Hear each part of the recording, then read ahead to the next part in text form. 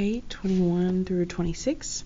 So you'll notice all these are solved. I'm not solving anything. I just have to graph them and put them in interval notation. So I have x is less than or equal to 10. Well, here's 10. Less than or equal to is this way. Equal to gets a square bracket. And because there's no other ending, it looks like this. So it goes to the left forever. So it goes negative infinity, and infinity always gets a parentheses, and it stops at 10 with a square bracket. I know I'm not boxing the number line, but it is part of your answer. So here, x is greater than 10. So here's our 10. Greater goes to the right, and it gets a parentheses. So it starts at 10 and stops at infinity. Now here's the absolute value of less than or equal to 10. So that means I have to write it x is less than or equal to 10, and x is greater than or equal to negative 10.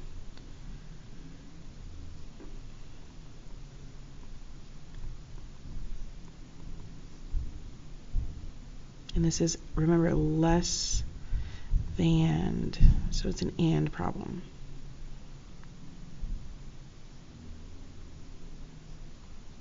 Less than or equal to 10, x is greater than or equal to negative 10.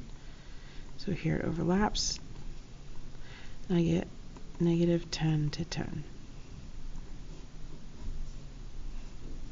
Here is great or. So this is an or problem. X is greater than or equal to 10. X is less than or equal to negative 10.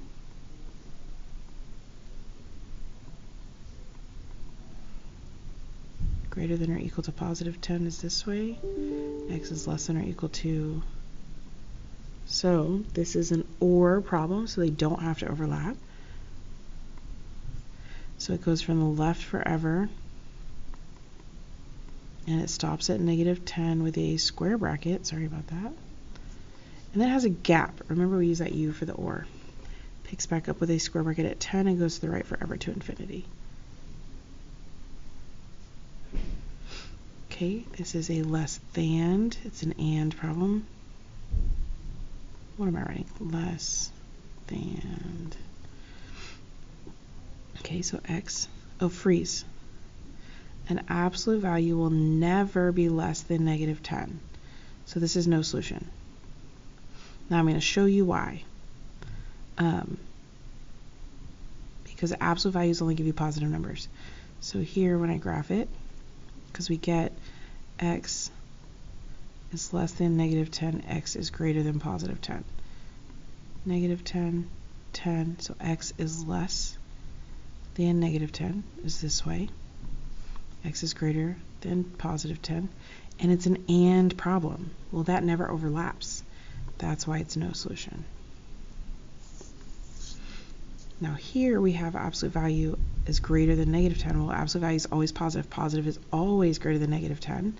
So to show you, because this is great or, we have x is greater than negative 10, and x, flip it, flip it.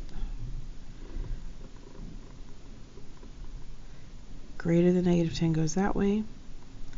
Less than 10 goes that way, and it's or, so it's anywhere you shade. Well, it shades everywhere, from negative infinity to positive infinity, or all real numbers.